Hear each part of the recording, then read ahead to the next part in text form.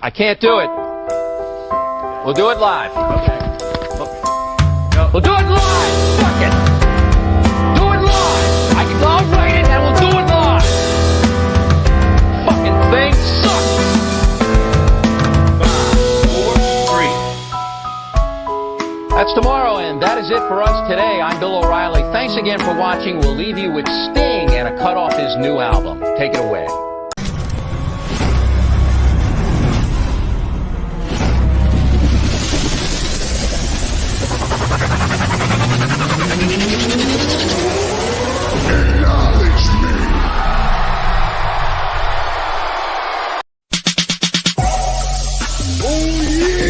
This is the Universal Wrestling Podcast. Inside the ring. Outside the ring. It's all here. We're talking about the greatest sport of all, professional wrestling. Come on! And now, here's Nick and Keith. Yeah, buddy. Welcome back to the Universal Wrestling Podcast. My name is Nick. Of course, you know this guy, Juicy Keith. Keith, what's up, brother? How are you? Oh, wonderful. I'm loving the new intro. Loving being part of the Bloodline. Like, I am the one to be acknowledged now. It's fantastic. There you go, buddy. I'm happy you brought that up.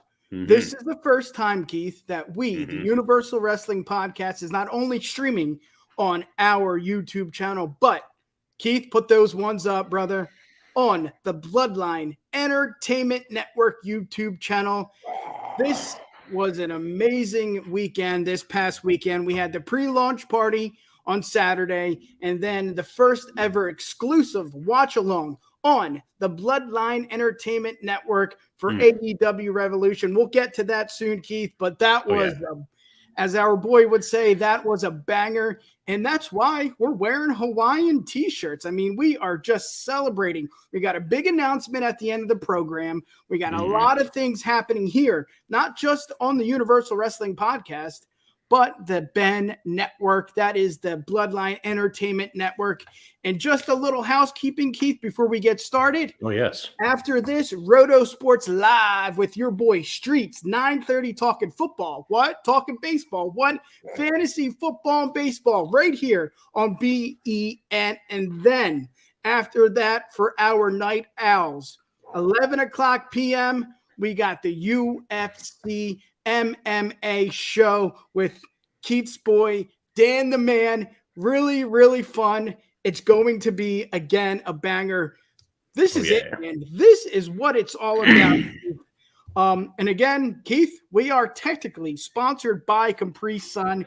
Yeah, buddy. I'll shut up. Let's hear it, Keith. How was your week, brother? It was fantastic. I missed you guys for the launch party. Do apologize. Some other admin and whatnot in life happened there, but I am absolutely looking forward to and very excited for the whole Bloodline Network, throwing those ones, being acknowledged across the board for everybody, all the good stuff that's to come from that. Yeah, man, hell of a weekend, hell of a show, hell of an everything. Looking to dive in here. Yeah, and also don't forget, but you didn't miss anything. The DeLorean wasn't live tonight. It usually goes 6 o'clock p.m. EST before this show. It did not, but he will be back. Money Mike, Mr. De Niro will be back tomorrow night. What does he cover on Thursdays? I think not ECW, I think Impact. That makes sense because they're on Thursdays. So Thursday night, but yeah, really good, man. Really good week. I really got nothing to talk about. It was just a busy week for the Bloodline Entertainment Network. Yeah. So everything that I just said is what I've been doing for the past week. So yeah, my wife isn't really happy. I really haven't spent much time with her. much time with her, but I did watch Revolution. I did watch Raw, and tonight is Dynamite. So without further ado, I think we should get to it. What do you think? Yeah, let's hit it. Let's do it, baby. Yeah.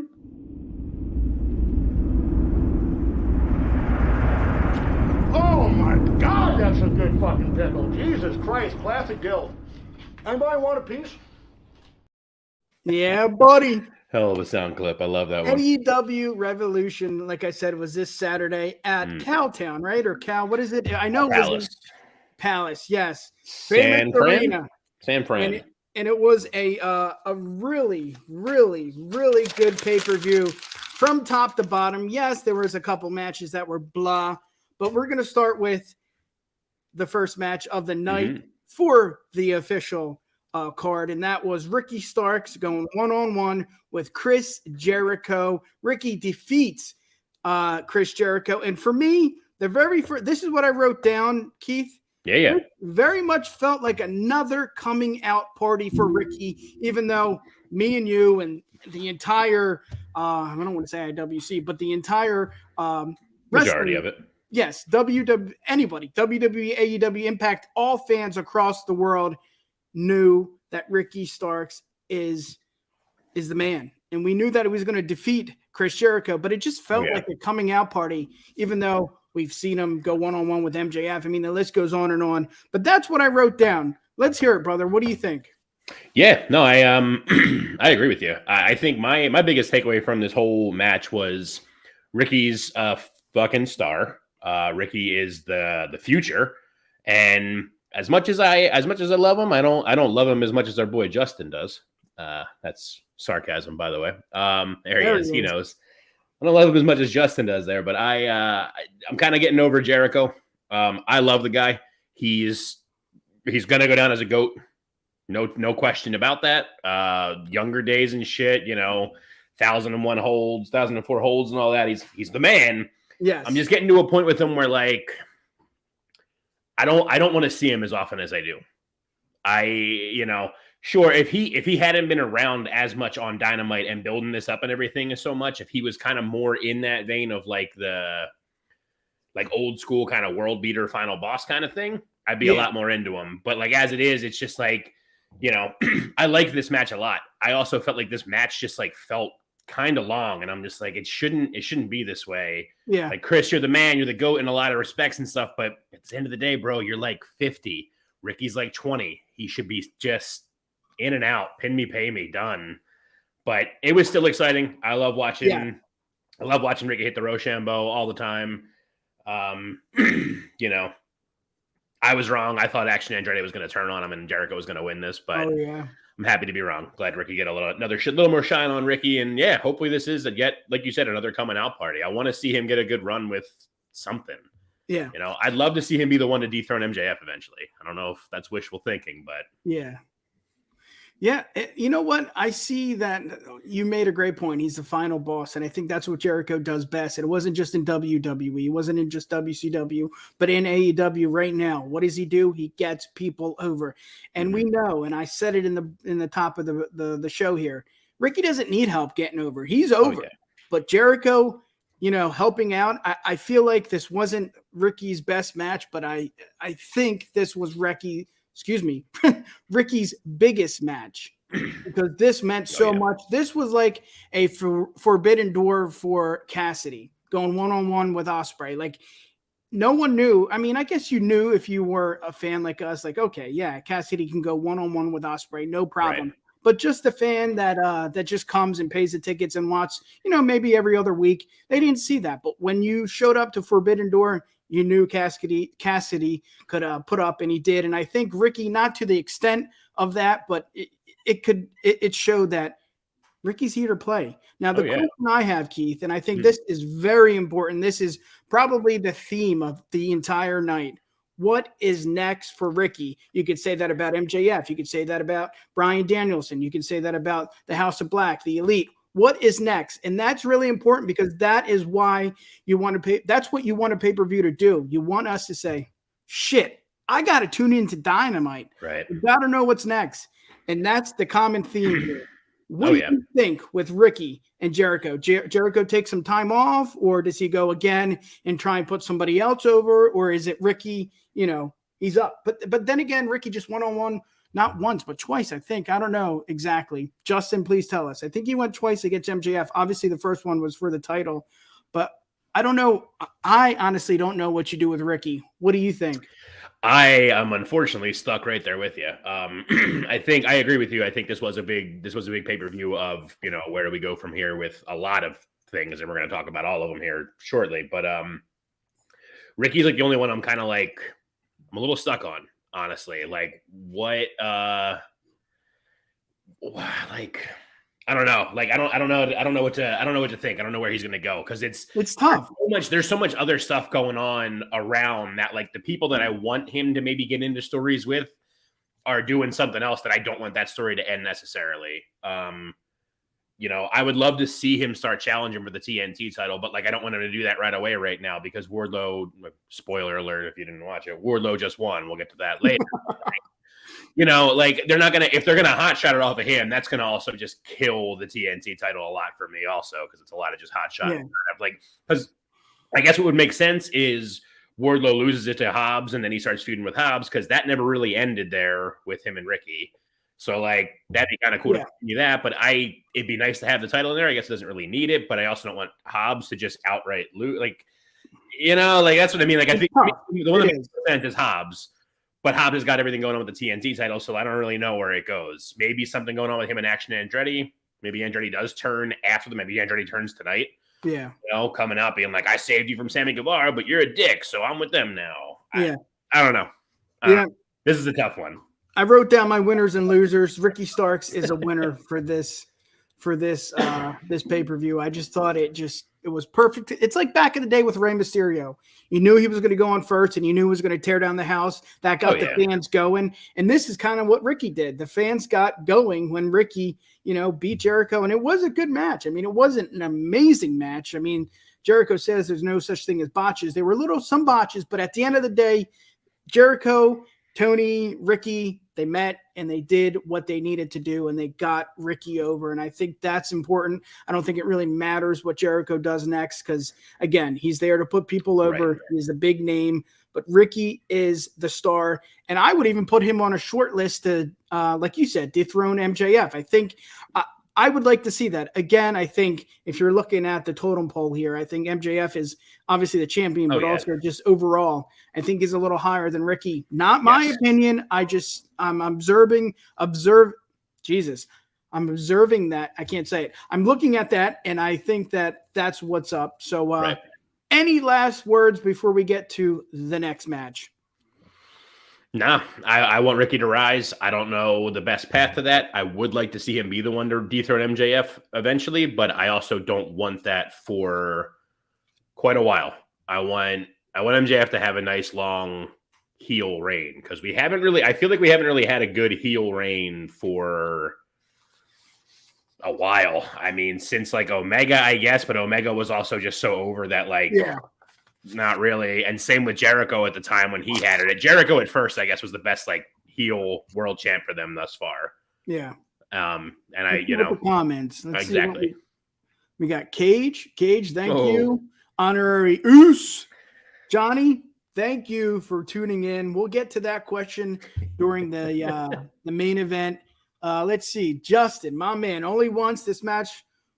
The match for the Ricky and MJF, they only fought once. That's what I thought. Thank you, Justin. I appreciate the backup on that one. That was what I kind of thought. And Dom, there he is. What's up, brother? It's good, boy. Looking forward to working with you as well. One more Cage. All right. Ricky versus. All right, Bakley. Kenny. Take that little tickle. Kenny. I'll take that tickle. Yeah, let's do that. Well, we're going to touch back on that too. I got another really good one I want for Kenny too. But let's do it. We'll get Abracadabra. Boom, baby. Mm-hmm. The House of Black. I couldn't put defeated because it wouldn't fit. Yeah, that's too many words. The Elite. Hey, I guess it rhymes too. Beats the Elite, and this was the match. This was the match that I knew for a fact this was going to kill it, and this did. And I don't want to say I knew, but I knew House of Black needed to win, and they did win. It was a really good match. Keith, let's get your thoughts. What do you got, brother? Couldn't agree more with you. I don't want to make this all boring and us not disagree anywhere here, but this is exactly what it was. It was I felt like the Elite needed to drop them. I am maybe in the minority on it. I feel like the Elite never should have got them back after all the fallout from the Brawl Out at All Out. Yeah. Maybe that's just me. I would have loved to have seen Death Triangle hold on to him for longer. Where are they at, by the way? I feel like the Lucha Brothers were on like Dark Elevation recently, which can we talk about how much of a bullshit thing that is? Anyway, another rant for another day here. But House of Black had to win. Those guys are all great. I felt like this match for me, I already liked him. I already thought he was great and everything. But for me, this match really made Brody King even more. I feel like Brody King looked like an absolute world eater in this, taking just super kicks and knees left and right, and still just kicking out, just looking like a beast, and just manhandling everybody. Buddy's knee, absolutely. Yeah, it just the one, there was the one spot too, which leads into my biggest point out of all of this. Justin, you got to back me on this one too. I don't think we've seen before a Kenny and Malachi one-on-one. But if we haven't, I'll take 20 more. I want to watch the two of them just fight left and right forever. That one when they were first in together, there's the one spot when like Kenny went for the one-winged angel. It got reversed. Malachi goes for the whatever it's called now. It used to be the black mass. Maybe it still is, but goes for that. Kenny dodges, sits down, and then Malachi does the sit down with him, the stare down. And I was just like, just give that an Oscar. Give that fucking 20-second thing an Oscar. Perfect. This was great. This was one of those matches that, like, on paper, there was no chance this was going to be bad. Exactly. I wrote some notes down. You brought up one. Brody King, MVP of the match. Yes. I love that Black pinned. Black was the one that pinned. It was just, that's what you want. It's like a Hollywood script.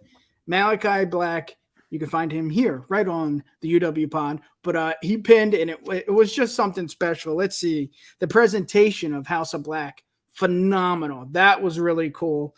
We got to see Matthews and Omega sometime down the line. Oh, yeah. I really want to see that. Let's see. Hart. I thought that was a really cool part of the match as well. She can take a kick. She can take a knee. I know she got hurt a couple months ago going through a table or missing a table or something on Dynamite. She is a real deal. I want to see more of her. But at the end of the day, you can't complain. I mean, this was the match you wanted, and this is the match we got. And again, what I loved the most was, King really showed out and showed up. Obviously, we knew that. And then Malachi getting the win, that was really cool. I mean, we could go on and on and on about the flips and the flops and all that, but that didn't matter. Yes, they did a lot of that, but that didn't matter because it made sense. What they did during the entire match, it did not have to it didn't look choreographed, It made sense, and that's what I loved. That's what I loved. You go ahead. No, I think like the most amazing thing. I didn't really think about it. My boy, I knew he'd have my back. Thank you. Woo! There he goes. And yeah, you're see, my man. I love that guy. Yeah, like I think it was a really cool thing because, like, I know I'm not saying it's the first time it's ever happened ever in the history of anything or whatever like that, but like it's refreshing to see like the heel team, which I feel like in this situation, neither one was really heel, or maybe they both kind of are, but they're cool ones or whatever. But like, on paper, House of Black is the heel team because of like their actions leading up to it and everything. But like, they didn't win dirty. It was just the scrambling at the end, their trios finisher, because it's a fucking trios match. Like, they just did the damn work and won. And it's awesome to see that once in a while, to not have to see a low blow or I snuck and hit with this thing, or Not that I hate those kind of finishes, but it's really nice once in a while to have like a banger of a match that doesn't have to end with some bullshit like that finish for the heels to win. Like, this was just a killer match. Yes. And the heels just bested them. And it's awesome. It helps make the House of Black look a lot more credible. I love the whole build up to it too, because it was like it almost felt like the House of Black kind of just popped up out of nowhere. Like, it hasn't been the biggest build of this match. It's been like 2-3 weeks. It wasn't this long drawn out thing that they've been going after them and psychological and shit for like months and months. They were just like, hey, we're a trio. You're a trio. We're going to get those belts now. Let's do it. And then they did. Like, that's how you do it quick. That's how you build somebody, like build a group or a person fast. Just like, I'm coming. I beat you. They're mine. I did it. Yep. Next. What I love, what you just said, bested them. We knew these two teams were going to tear it down, but we didn't. Again, maybe if you were a wrestling fan like us, you knew it was time for House of Black to win. But again, if you're just tuning in, you've heard of the Young Bucks, you understand they're a really big tag team. you think they're going to win. They put up, so did the House of Black, and it was believable. That's more important than anything else. And again, the common thread, the common theme here, Keith, is what is next? What do you do with Kenny? What do you do with the Young Bucks? Young Bucks back to tag team, Kenny back to singles, House of Black. What do you do? Who's next? Right? Like there has to be more triple or trios tag teams. What is next? That is the question. And I think that is the common theme. I'm going to keep saying that, but that is the theme of a really good pay-per-view, like WrestleMania, like something like that. What is next? I can't wait to watch Monday night. I can't wait to watch Dynamite tonight. Right. That's it. Yeah. I mean, do you have any answers to that, or is it? So I've had some thoughts on this one. So first, I mean, I didn't think of it before. And I'm not the one that control it here or whatever, but our boy Danny, the honorary Oos there, did make a comment that I am all about a trios match here in the future, House of Black against Lucha Brothers and Mark Briscoe. I don't want to have them like ditch Pac or whatever, but like have Pac get hurt, do an injury angle. There you go. Attack him, beat the crap out of him somewhere, so he's disabled for a little while. Make him lose. Give him an eye patch again for a little while. He can't fight. No. Have him come out with Mark Briscoe. Yeah. I don't need them to win. I don't need like a thrown together trios to win the trios titles or anything. But you're not going to put those 6 guys in a match and have a bad match there. It's going to be killer. So exactly. I'm all about that. Way to go, Bakley. I think, as far as House of Black goes, I mean, I think they need to just hold fucking court with those titles for a while. I don't like that the trios titles came around. Like, I understand at first it was like a necessary thing, but I don't want them to bounce around too much because then you're just going to diminish the value of them. Elite needed to lose them here. I'm glad they did. But now let's have a lengthy reign here. Let's get 6-7 months, maybe a year if you really want to push it. Let's get some time out of them having them. And let's have them just push everybody back until you want to build another team up for them and everything. And then whoever that is, you build them up and you get them taken from them. Maybe it is the Elite again. Maybe that's where it goes from here. The Elite has this whole thing now of them maybe not going separate ways, but just kind of, quick little backstage vignette. 3 of them all talking, Kenny just being like, I got to get back to doing my thing. You guys need to go back for those tag team titles. We're all still boys, no ill will, whatever. And they still help each other here and there and whatnot. But I don't need Don Callis as much anymore. I don't really care what he does. Go back to Impact. He's good on the mic. He's fine. He's fine. He's fine. He's like too much of an old school heel for me sometimes. But I'm fickle. I'm the fickle wrestling fan. So I don't know. Exactly. But I mean, as far as the Elite goes, they can do anything. This is like one of those matches I watched that like anytime you hear, fucking Cornette or whoever else trying to say just like, well, Kenny Omega is not even that good or whatever. Like, and then you watch this and you're just like, what are you talking about, dude? What do you mean? Like, how do you, I understand not liking like silly wrestling, and I understand wrestling a friggin' blow up doll isn't everybody's cup of tea and stuff. And that's fine. But like, I don't know how you look at Kenny Omega. Sure, in his match with the blow up doll, yeah, maybe that's not a great match. Or him in the match with the 12-year-old or the 12-year-old girl in Japan, maybe I'm not looking at that match going, wow, he's the best, because it's not supposed to be. It's supposed to be fun and like a funny thing and whatever, killing the business or whatever. It's stupid. But then when you put him in something like this with 5 other, literally, pun intended, elite workers around him. The other 5 guys are all world class. Yes. He's going to shine. Like, you put him around those people and he still looks like a monster. I don't know how you can't watch him do that Snapdragon suplex and be like, it's fine. It looks devastating, and it's not. It just looks, he's just so quick. It just, it's great. It's the execution too. Yeah. Like he's so crisp with everything. Like he's great. I think we can all agree there. Yeah, I don't know. It's not like a world-shattering point. It's like, but it's one of those things with this match, though. Like, especially in here, I'm looking at him and just being like, who talks shit on this guy, and how? Yeah, exactly. But that's great match.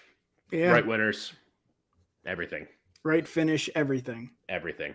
Yep. Keith, before we get to the next match, let's show an exclusive show coming right here on the Bloodline Entertainment Network. Now it's time to send you to the next dimension.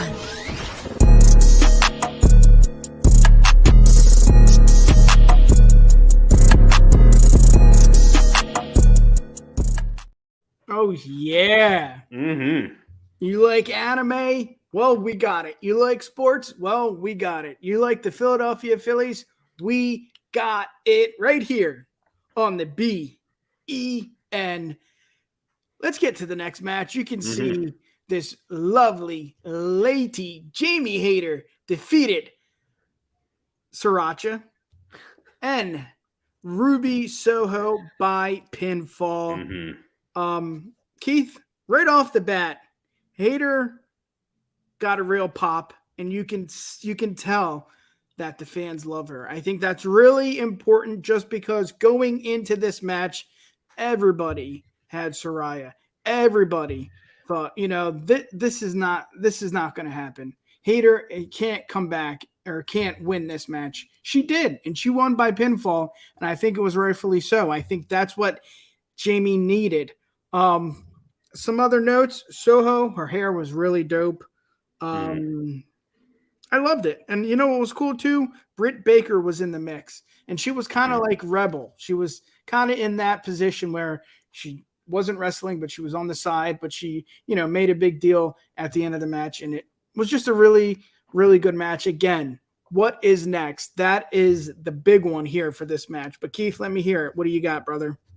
Yeah, I had three things I put down for this match. One, Hayter is so good, because she is. I'm really glad she got the pop she got. I never thought she was losing here. Just want to put that one little asterisk here for us. I never thought she was going to lose here. I didn't think it was her time to lose it. She's too over. Arguably the most over women's champ they've had outside of Britt, like at first, but then Britt held it too long and got a little boring for my taste. But she's probably the most over women's champ like ever, in my opinion. I thought I didn't love the turn at the end. I think I said like last week's stream, like I was for a Ruby heel turn, and I am for a Ruby heel turn, but not. I think it's just like it bothered me because I'm so worried that this is literally going to boil down to being a thing of just like it's a stable of WWE women, and like, well, that's it. I mean, man, like this isn't the Monday Night Wars, people. No, it's 2023. We're 22 years on from that shit. Like, we don't got to keep doing this. We don't got to keep having this story. You can have them be heels and be mad at the rest of the women for something else, but just don't make it this war thing. So I don't know. Maybe that just like marred it for me in some way. Yeah. I also felt like, I don't know if anyone else picked up on it or if I think I'm some genius for it or something like that. But like when Ruby came out, I was like, she's going to turn because her hair is green and they're doing green stuff and they're wearing green. Like the rest of her gear was red. Her rest of her gear was red. Her like eye makeup and shit. She was all wearing red, and then her hair was just green. And I was like, "That's weird. That's a weird choice. Maybe it's a Punk thing. I don't know. I'm not Punk enough for it, but maybe that's what that is." So I thought that was like her turn was a little bit telegraphed. Didn't really take anything away from it. And then my last and probably most controversial take of the whole thing. Maybe controversial. Saraya needs work, man. I didn't think she looked that great in this match, to be completely honest. And maybe I'm wrong in that. And if I am, please come for me. That's fine. I'm not going to be one of those guys on Twitter that's just like, she's the worst, because she's not the worst. She's fucking Paige.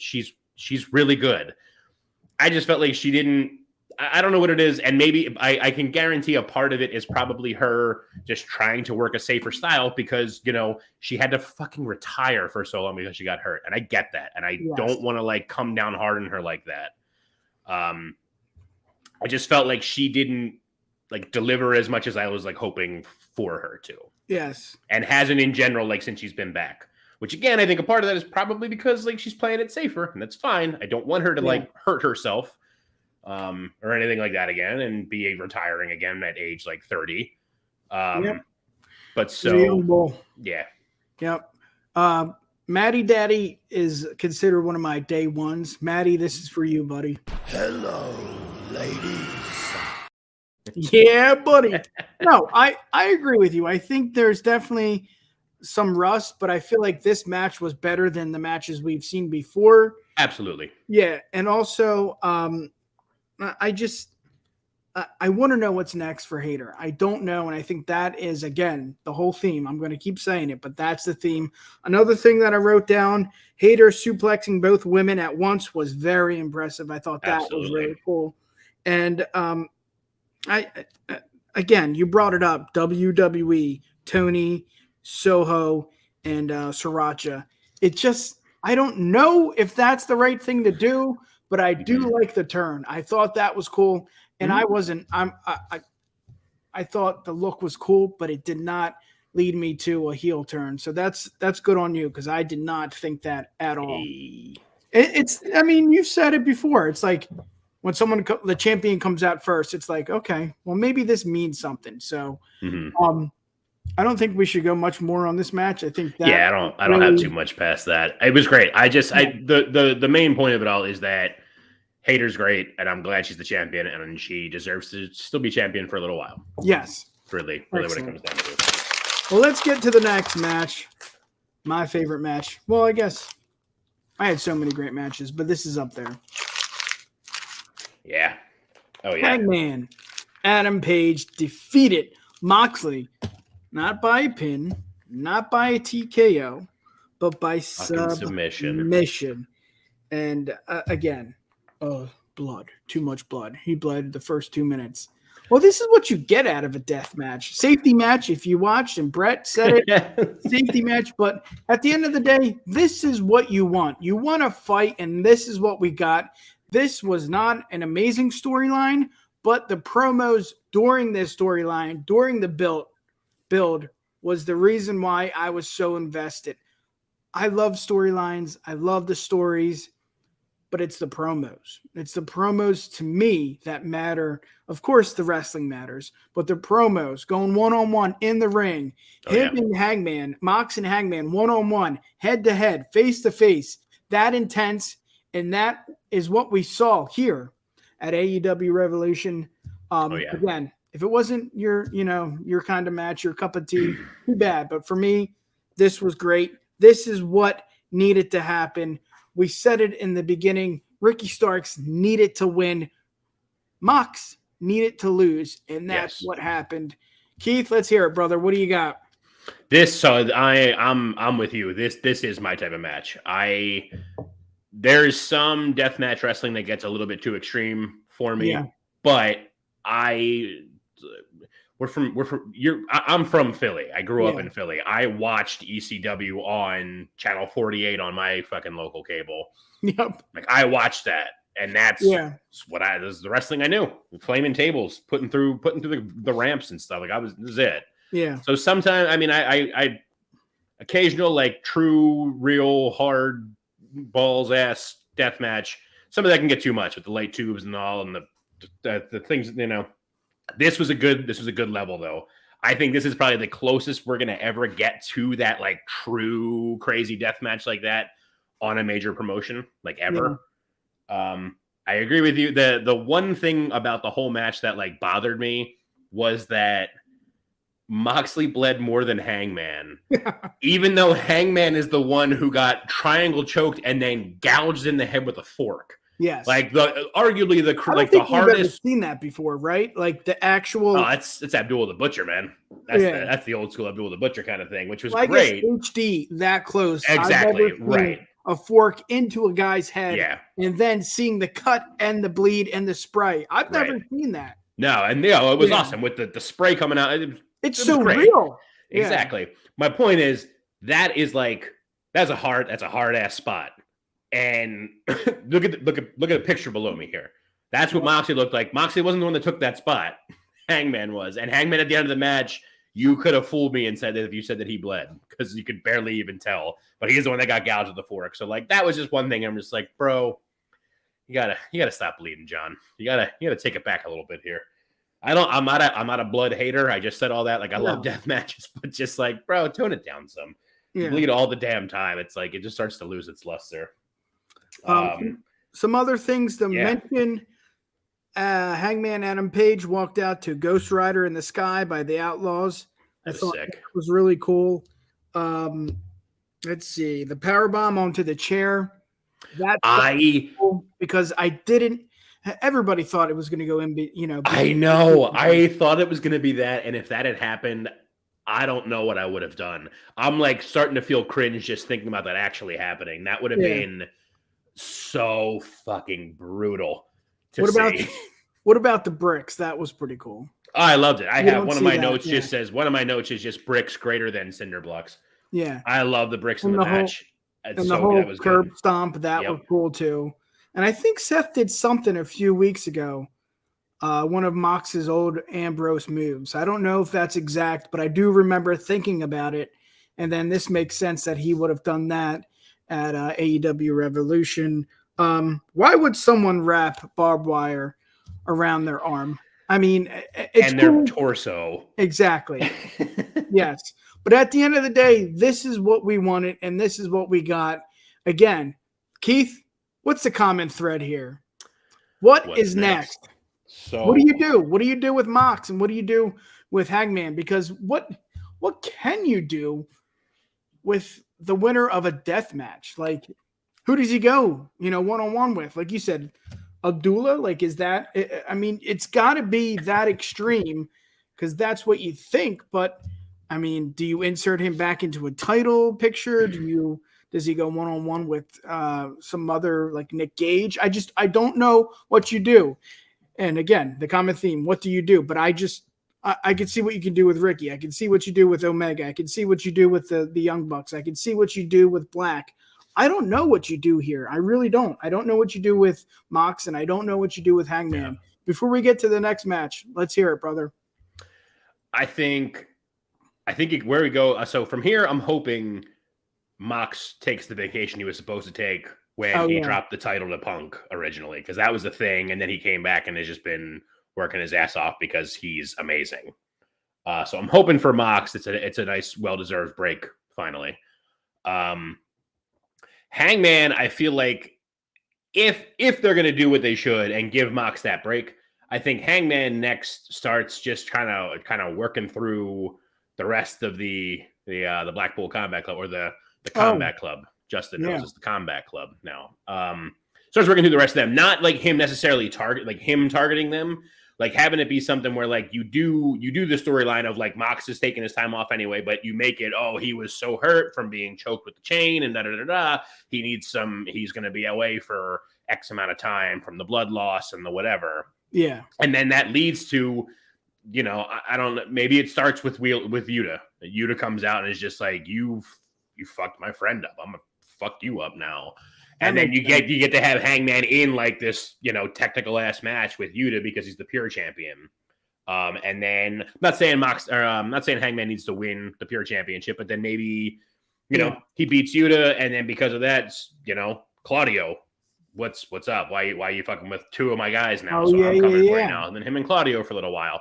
And then if Moxley's still not back, but now presumably BD is done with MJF, so then Brian steps up and is just like, we have unfinished business, friend. So they feud again, and Hangman just beats them again, and then Mox comes back and is like, listen, boy, you got lucky.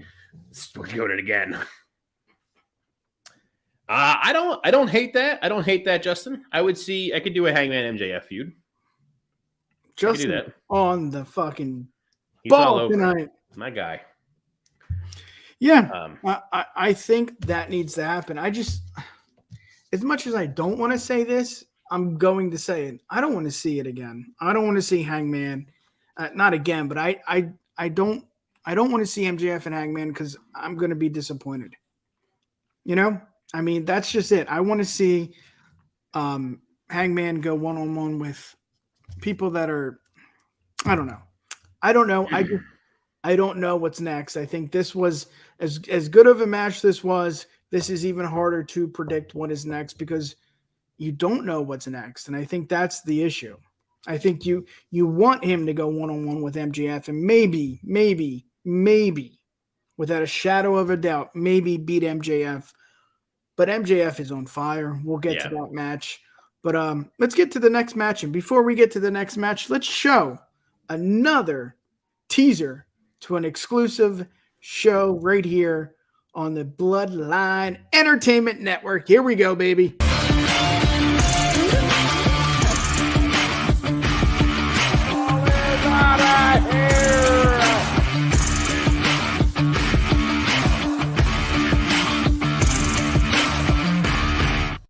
Yeah, buddy. Yours truly will host the Outta Here podcast, a Phillies podcast. But let's get to this match, Keith. This match was an okay match, but I think it did what it needed to do. Jack Perry defeated Christian Cage. Not a no holds bar match. It was a what the hell do they call it? A casket match, a burial match, whatever you want to call it. But that's what it was. And this hit all the spots for me. Not because we've seen this time in and time out, but I think it really mattered this time. And I think, again, on this pay-per-view, the grandest stage with these kind of matches, with the Texas Death Match, with the 60-minute Iron Man match, I mean, the trios tag match, like, it's not going to live up. But I really think at the end of the day, for this storyline, this is exactly what we needed to end the storyline. Let's hear it, brother. What do you got? No, I agree. I don't want the storyline to go any further. I thought this was a good match. I thought this match had just the right level of brutality. I thought this was really nice. This was the main reason. So watching this match was like the reason why I had my whole thing in the beginning about Ricky and Jericho feeling like it went too long. Yeah, because that was right before this one. And I remember like watching this one and I was just like, this match feels like it's moving quicker than Ricky and Jericho did. And this is like a blood feud ass like stipulation match, not just a singles match. And that was like what really tied it into me, being like, Jericho matches are getting too long. But that's beside the point. I popped so hard for fucking Christian's sleeveless turtleneck. Oh, yeah. That was the funniest like thing I've ever seen in my life. That was so good. Like just such good like character work by Christian. Probably the stiffest concerto I have ever seen ever. From Jungle Jack to Christian. That looked beyond stiff. Like holy shit. Yeah, that was like my main things, and that was like such a stiff one. I thought it was fine. I'm with you. I thought it was fine. I thought it was the right level of everything. I'm glad it didn't go and drag out and be all crazy and stuff forever. Glad that it was what it was. I really hope this is the end of it now. Does also make me a little bit nervous because I don't know exactly where Jungle Jack goes from here. Yeah, I know that's our theme of where do we go? Where do we go? But this is another one like Ricky's that I'm not 100% sure where he goes because he's been his whole everything for like months now has been Christian. It's been Christian Cage telling him, your father is dead. I fucked your mom and all this stuff. And hopefully it's the end of that now because I don't need to see it keep going on. Maybe Luchasaurus comes back. I don't know where he's been. I feel like maybe there was some lawsuit stuff with him and a mask and his mask. Yep. So maybe I don't know if that's cleared up and maybe he comes back. Yeah. That could be a good one to have them have an actual That's feud. A great point. But outside of that, I don't really know. Yeah. Put him and Hook back together. That was a hot ass tag team. Like literally like cool. A sexy tag team. That was Yeah, you're starting to sound like Timmy. Hell yeah. 20.82. Yeah. This is what I felt about the ending. Just when I thought I was out, they pull me back in. What I mean by that is Jungle Boy sitting there crying before he shut the casket. And of course, we wanted this feud to be over, but you need to finish this in the right way. And I thought Jack Perry did, because if you think about it, Christian talked a lot of shit, and I don't like that. I think it was too personal, but at the end of the day, to end this feud, to have him, so upset, I can't believe I'm doing this to someone that I looked up to, someone that brought me in and helped me. And that's what I'm saying when I showed that clip. That brought me back in. I'm like, holy shit, this is getting me. This is making me feel my feels. And again, You wanted this feud to be over. Okay. I think a lot of us did. But at the end of the day, you got to end it the right way. And no doubt about it, 10 out of 10, that's what they did. They ended it the right way. And again, the common theme is what? What do you do next? Does Christian go to Ring of Honor? Does Christian take another 6 to 7 weeks off? Does Jack Perry take some weeks off? I don't know what you do. And that's the same common theme with the last match we discussed. I don't know what you do. But I'll tell you one thing. If I don't see more Jack Perry, I'm going to be upset. If I don't see more Christian, I'm going to be upset. I don't want Christian to go to Ring of Honor. I don't want Christian to be done and go back to the WWE, go into the Hall of Fame, maybe have the last match with Edge or something like that. I want him here because he's so good. He's like Chris Jericho. He helps the younger talent get over, even if the storyline went on way too long, which this did. But I want more of both, but I don't want more of both together. You know what I mean? Yes, agreed. Yeah, I couldn't have put it better. Yeah, I think it's done. That's all I really have. I mean, it was a good match. I don't think any match was absolutely horrible, and I think the storyline here the ending to this match was a really cool. Again, Cage being that heel, blowing a kiss to Perry's sister. I thought that was really cool. Again, enough is enough. Let's see what we got. Let's see what's next for Jack. I don't want to say he's one of the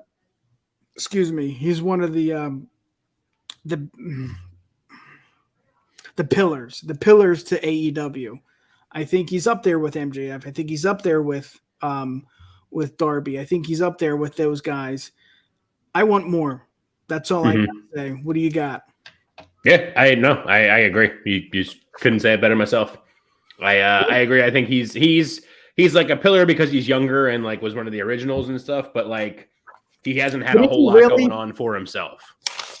I think that's where like my struggle with it comes, that like there hasn't been a whole lot going on for him by himself. He had, Jurassic Express for forever, which I'm not shitting on because I like Jurassic Express a lot to start out. I was into it and everything, but like I need more out of him on his own. And I'm glad he had the thing with Christian. I'm glad he won it. That was the right move. Yes. Maybe if it is going to move into a feud with him and Luchasaurus, that's good too, but that should be a pretty quick one and let them both go their separate ways as well. And then that's really, if it does go to that and then that ends, that's a real, like, what do we do now? Yeah. Hopefully some other stuff starts brewing and bubbling around him beforehand and we get to there, but cross that bridge. What a great segue, Keith. I think that's the next thing we can say about the winner of the next match. What the hell do we do now? Wardlow defeated Samoa Joe by submission. Wardlow was A, not getting the reaction that I thought he would get. B, this match was the worst match of the night, and that's saying something because this was such a great pay-per-view. I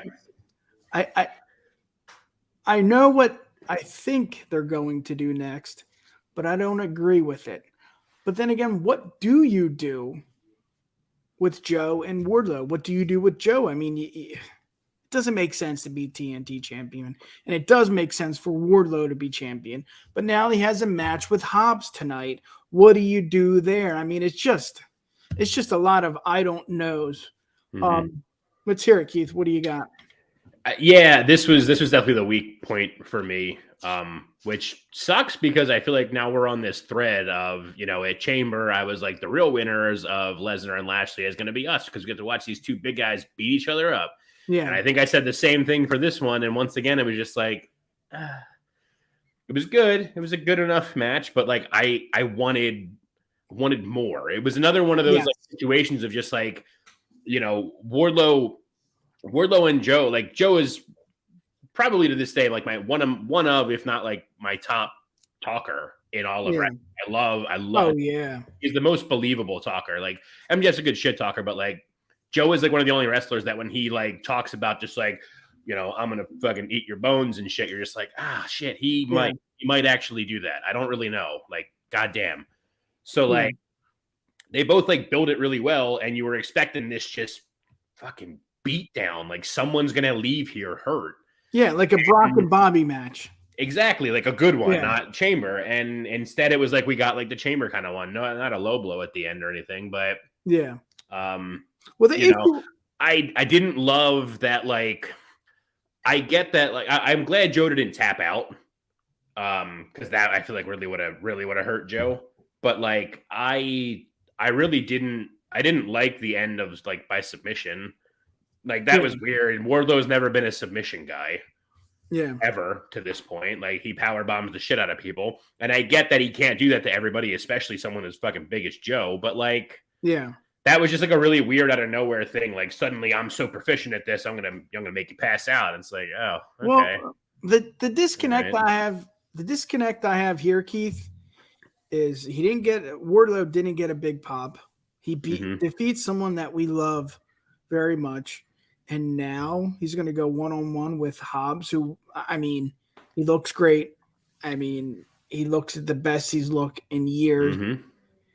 And I just don't know why you do this. I mean, if you're going to turn him heel, why have him win? I don't know. Why have him win that way?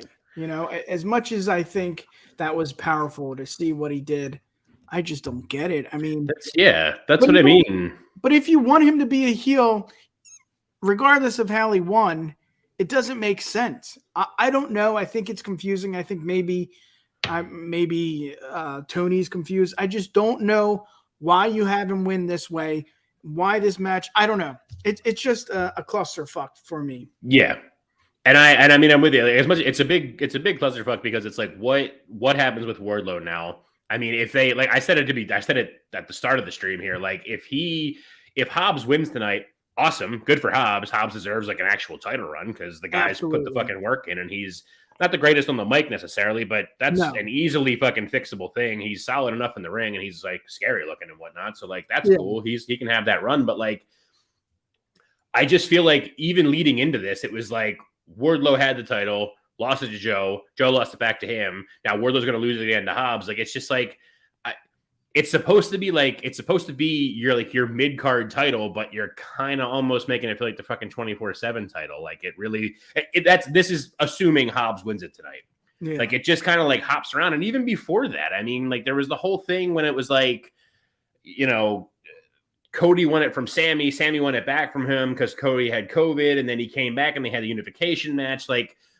I feel like there hasn't been like a full-on good, solid TNT champion since Miro.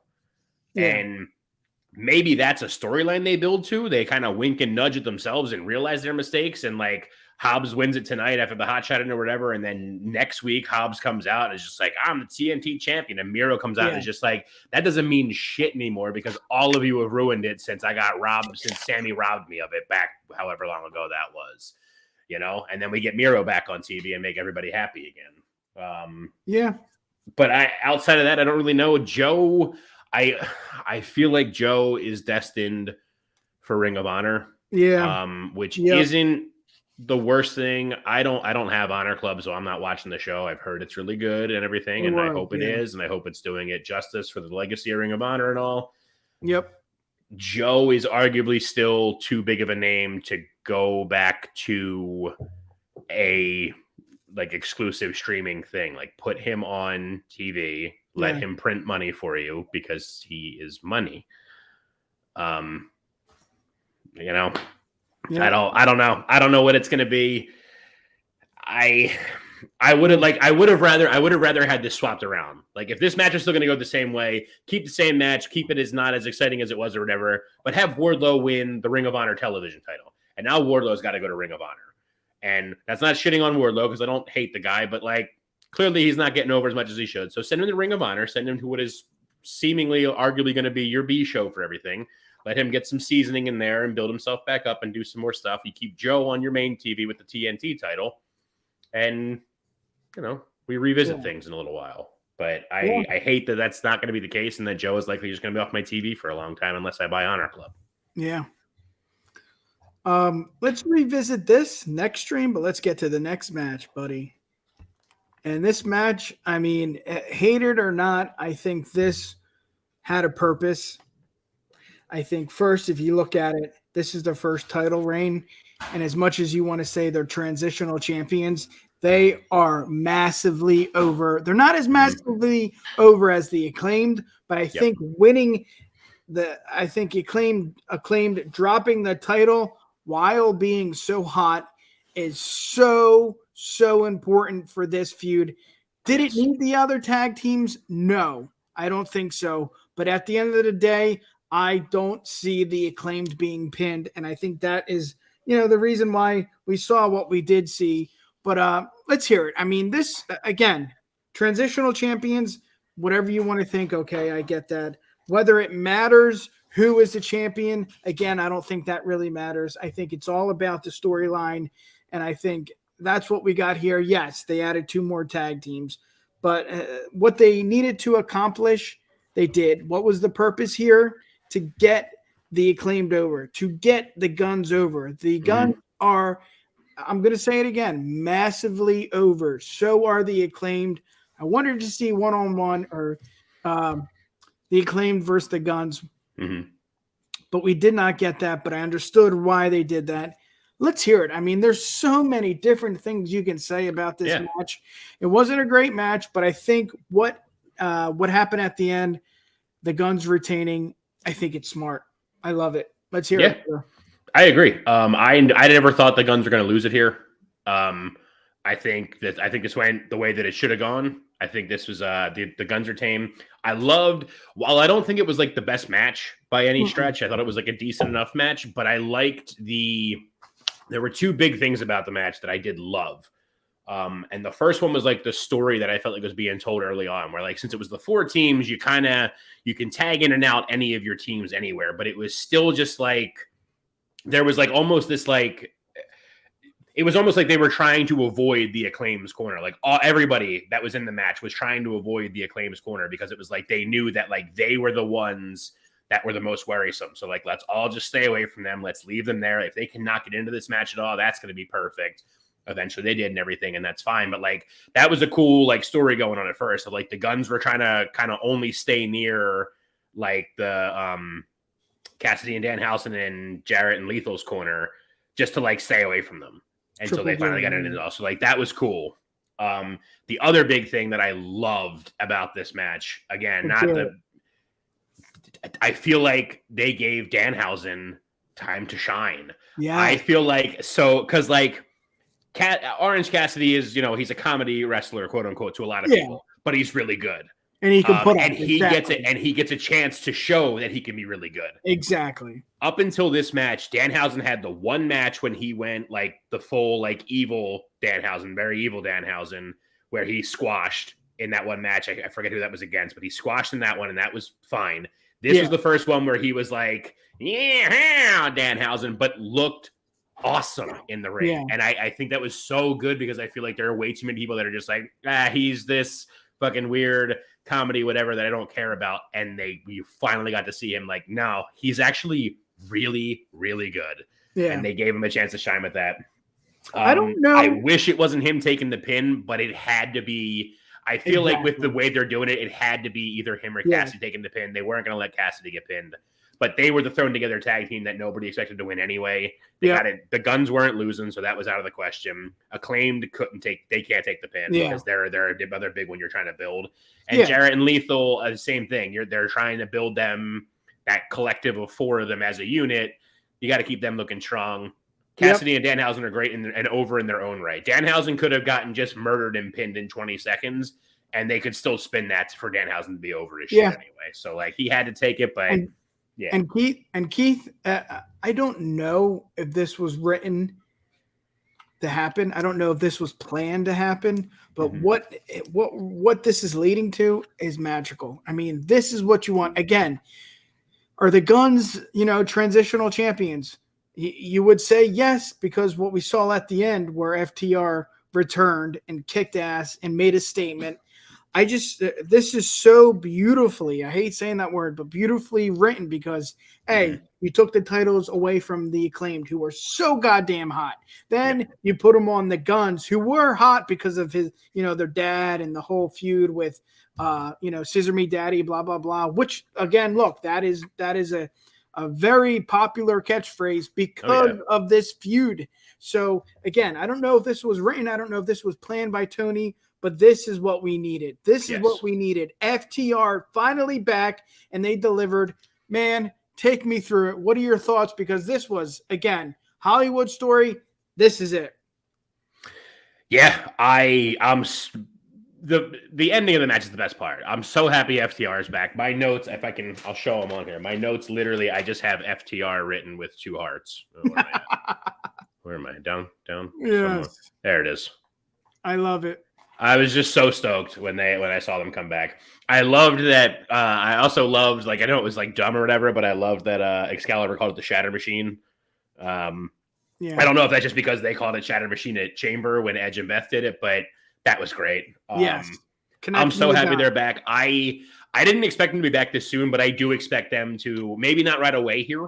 I do expect them to be the ones to eventually beat the Guns. I don't know that the Guns at this point, because I feel like of how this is all kind of gone with them, I do feel like the Guns are going to hold them for a little bit. I thought at first they were going to be transitional just to give them back to FTR so that FTR didn't beat the Acclaimed. But now, I don't know. I don't really know. I do want FTR to beat them eventually because there's the history there. But I wouldn't mind a couple of matches of them where the Guns are winning by, they have history bullshit. too. Exactly. That's what I mean. Like, I wouldn't mind having a couple matches between FTR and the Guns where the Guns are winning and retaining because they're, this, that, and the other. The firm gets involved or the whatever else happens there, and let them kind of get more and more cocky. And then eventually FTR just being like, fine, you, the 2 of us, fucking steel cage, let's go. Yes. So maybe the term transitional is not the right word, but when I think of transitional, I'm like, well, they put the titles on the Guns, yes, to get them over, but also, no doubt about it, it's for one tag team, and that's for FTR or the Acclaimed. But at the end of the day, technically they're not transitional, but they kind of are. Really cool. The Guns, their outfits, that was really cool. HBK-esque, I think. Oh yeah. Yeah. That's all I really got. It wasn't like my favorite match. It wasn't the greatest match, but it did its job. It had purpose. Served its purpose, and I'm glad FTR. Yep. I'm glad that purpose was that FTR is back, and then just beat the shit out of them at the end. Yes. I need an FTR shirt real bad. Yeah. You and me both, brother. Let's do it. Let's get to the main event. Yes. MJF defeated Bryan 4-3 in a sudden death overtime. I mean, I just threw my notes away. Give me a second. That's all right. Go ahead. Take it away. Yeah, no, I mean, this was awesome. I was getting a little bit worried at first that it went almost a half an hour, almost a full half of the match without a fall. And for a second, I had like a sinking gut feeling. I'm just like, they can't do, there's no way they're doing Brett Shawn here. And they're going to go 60-minute time limit 0-0, sudden death overtime, 1 fall win. And they did kind of, but it wasn't 0-0.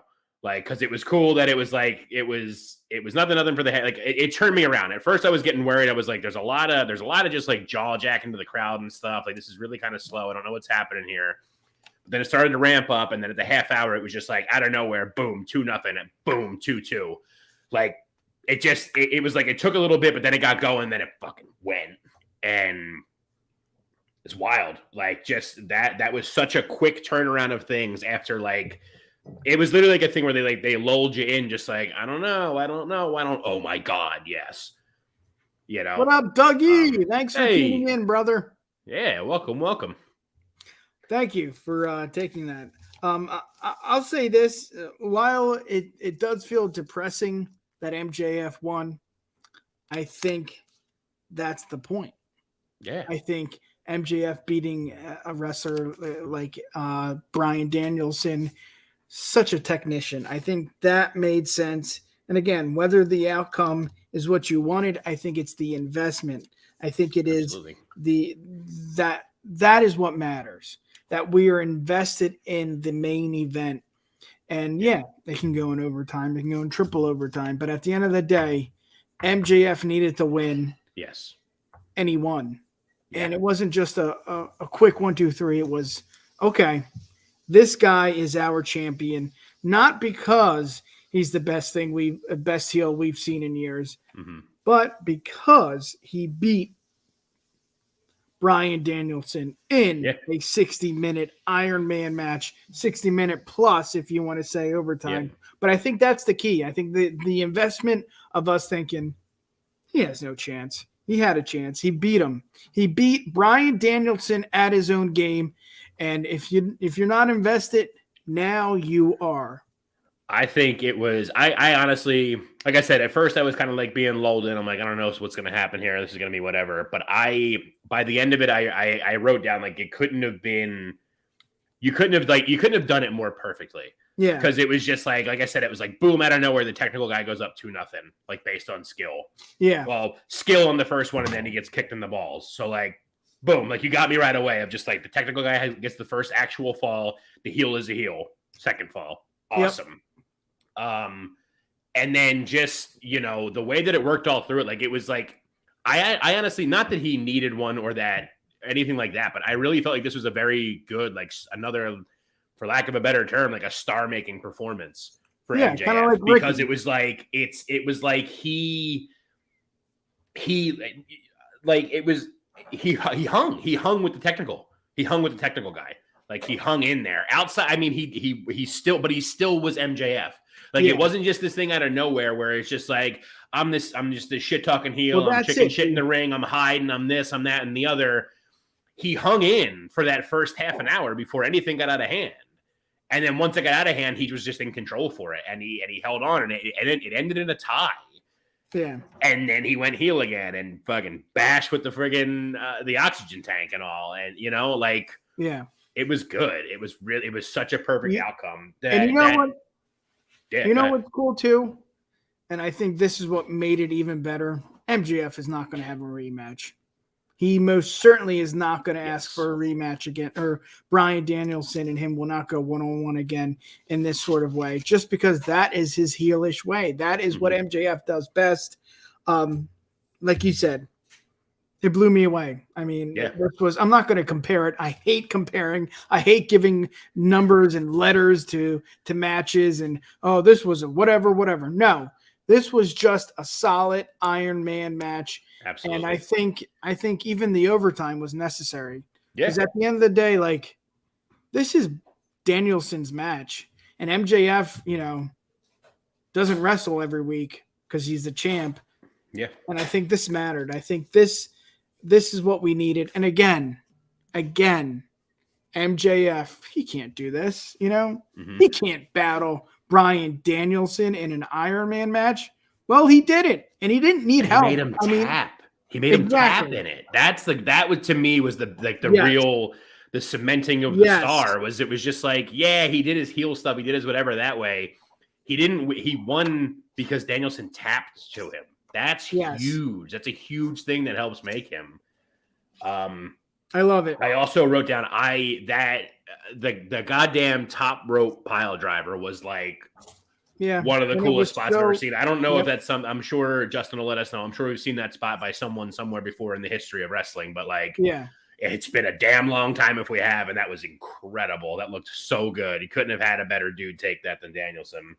My only gripe, and I'm not trying to be that guy because I already said I love death matches and blood and everything. I felt like MJF started bleeding a little bit too much off of a flying headbutt. Yeah. Maybe that's just me, but it was just like no flying headbutt, and he was just look at the picture again. He was like Eddie Guerrero against JBL, like gushing. Yeah. I was like, bro, he headbutted you. Take it easy. Yeah, if you're gonna dissect it that way, in which we're wrestling fans, we have an effing podcast. That's what we're gonna do. That's what we're going to do. That's what we do. That's what you look at. And I think you have to look at it that way. The watchers right now, the viewers right now, they watched the match. Mm-hmm. They looked at it that way. Yes, I agree with you. I think a headbutt is kind of like blah. It's nitpicky. If I got to point a negative, that's the negative. That's what we do. As Mark Henry would say. Otherwise. That's what I do. What I do. All right. We're not going to grade this pay-per-view. We're not going to give it a grade. But it was phenomenal. Roto Sports is coming up very soon, so let's get to the next segment. Real quick, let's recap Raw. Only 2 segments, but let's do it. Here we go. Welcome to Raw is Jericho! Keith, I'm going to start with Austin Theory and John Cena. What we wanted, what I wanted. John Cena accepts Theory's offer, and we will see a match at WrestleMania. The legend, the 16-time WWE champion, John Cena, will go one-on-one with Austin Theory. And yes, Cena is a movie star. Yes, Cena is, in my opinion, the GOAT. But when he comes back, it doesn't disappoint. Yes, it was in Boston. And yes, it was against Austin, or it was a promo battle against Austin Theory. And this was just something special. Keith, let's hear it, brother. What do you got? It was solid. It's so great to see that like the hate against John Cena has gotten turned around. Like, it's nice now he goes away for as long as he does, and he's successful in his own right when he does go away, but he goes away for long enough periods that when he comes back, we're so happy to see him. Yeah. I'm glad they're going to have the match at Mania. I don't think there's any chance of Cena winning. I think this is going to be the helping to put Theory over. The promo off was great. Yeah, let's hear it. I do feel like Cena maybe pulled Theory's pants down a little bit in it. Cena had a couple better barbs than Theory did, but there's plenty of time still before WrestleMania for Theory to pull some of those punches back. Exactly. Cena said, and he's honestly, let's hear it. No, Theory didn't get killed. Pulling his pants down is extreme, because Theory did have the good line about him going bald. He's his hero and all that. Going bald, yes. And then in response to that, Cena said something about he doesn't. I'd rather be bald than having fake crowd cheers piped in. Fake. Ooh, damn what I thought was cool. What I thought was cool was first Cena said no. Cena said he's not interested. Cena said that this is not what you need. I am on a different level. You did not earn this, Theory. I do not want to give this to you. And he also said something about Austin Theory's name, which I thought was cool. He has the greatest name ever as a WWE superstar, Austin, Stone Cold Steve Austin. But what he said at the end was really cool.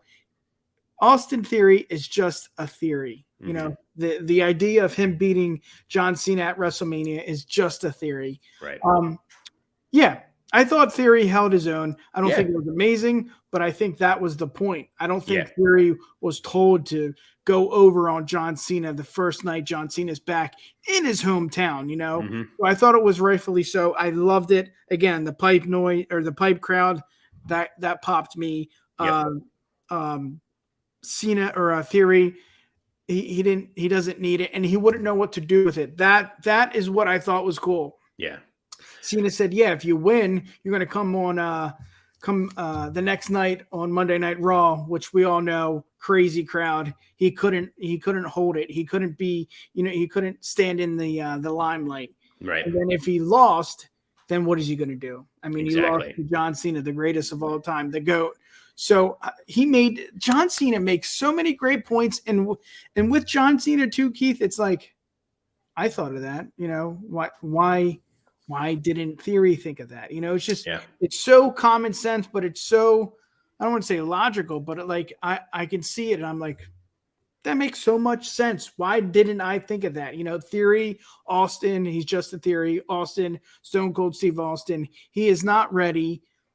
Just phenomenal work. And yes, Theory held his own. Let's hear it, Keith. For sure. No, I think it's like a cool thing. Like, I think it's so easy to forget that like Cena is actually really good on the mic, because I feel like there's so much of his, he is the GOAT. He's one of the GOATs for sure. But I think so much of his like legacy with stuff is like tarnished because he was so scripted promo PG era stuff.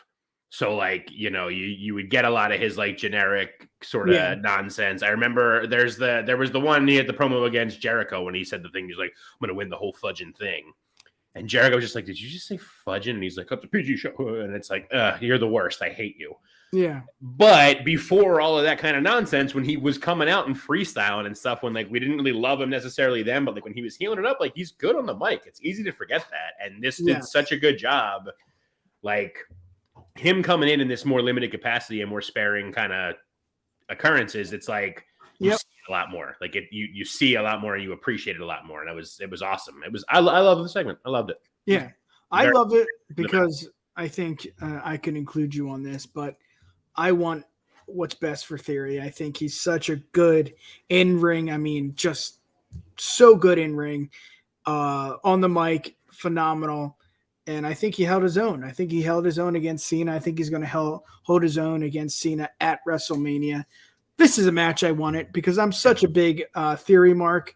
I think this is the next step in Theory's journey. I think Vince saw it. I think Triple H now sees it because the U.S. title is back on Theory. I think Triple H helped clean up this mess of whatever Theory was going to do with the briefcase. And Cena being his opponent is that's what I wanted. Yep. One last thing, Raw Rebound. I don't know if you have anything else, but I really, really enjoyed the main event. Sami Zayn going one-on-one with Jimmy Uso. Sami won by pinfall. This was really cool. And again, you look at it. Bloodline continues. It doesn't have to be on SmackDown, but this storyline continues. And this main evented Raw.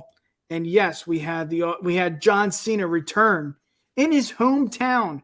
But what, Keith? This main evented, boom. Yep. This is why this storyline is great. They don't give shits that John Cena is a hometown kid. They don't care that it's going to be Austin Theory against John Cena. They don't care that Logan Paul made his return to Monday Night Raw. At the end of the day, the Bloodline is what main evented Raw. Let's hear it. What do you got? We're literally living in what is likely to become the greatest storyline in the history of at least WWE, but potentially for all of professional wrestling. I love it, man. It's like I was likening it to like the first couple of, I haven't watched it in a while, but it's like the first couple of seasons of It's Always Sunny in Philadelphia. When I first started watching that show, I was like, this is great, but like, how are they going to keep coming up with like brilliant stuff? Yeah. And then they did, and they kept coming up with more and more. And they probably still do. Like I said, I just haven't watched it in a while, but like they just keep coming up with this brilliant ass stuff that I'm like, wow, how are they doing this? And it's the same thing with this Bloodline storyline. Because I'm just like, what are they gonna do next?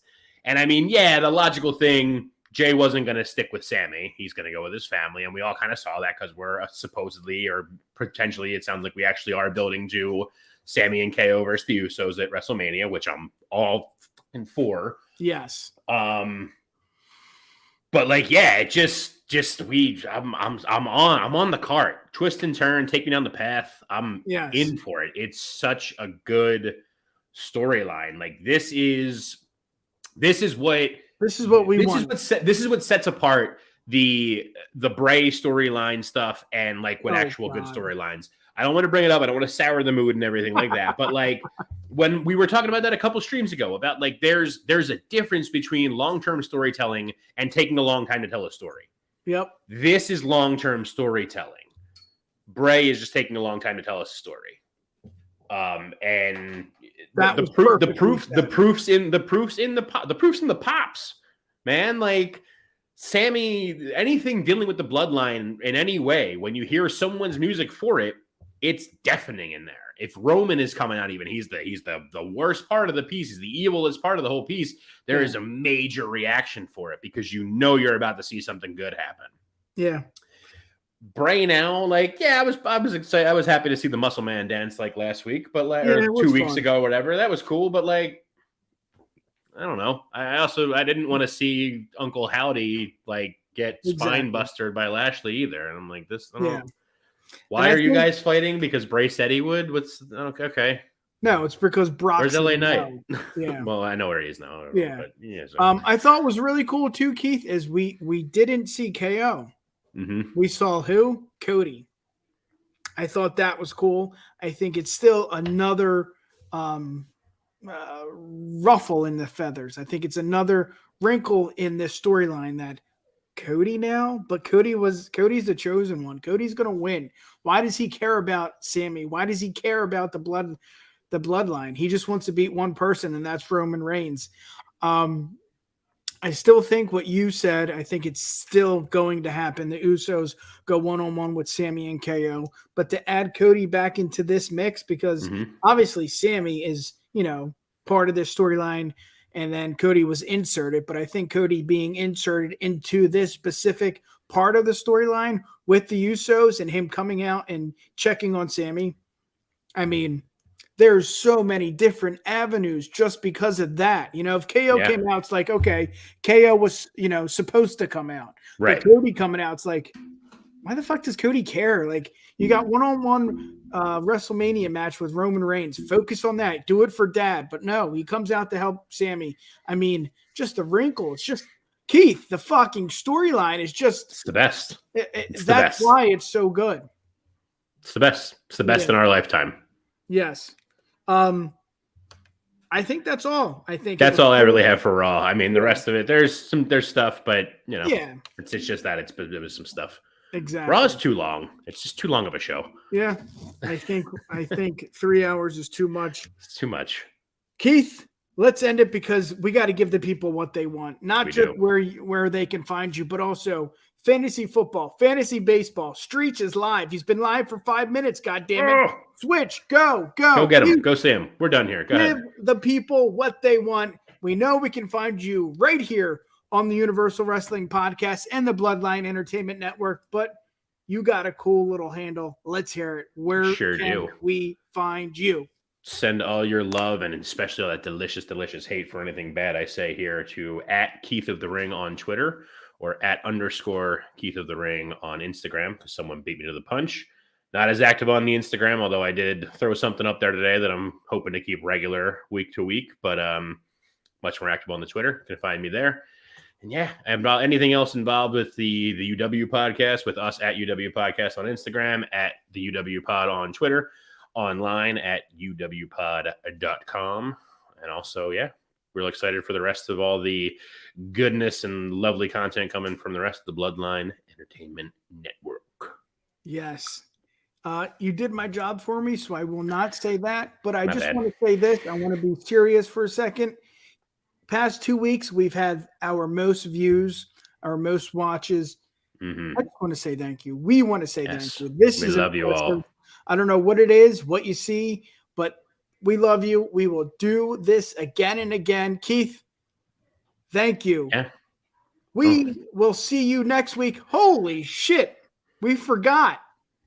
Oh, yeah. Let's do it real quick. Boom, baby. Live next week.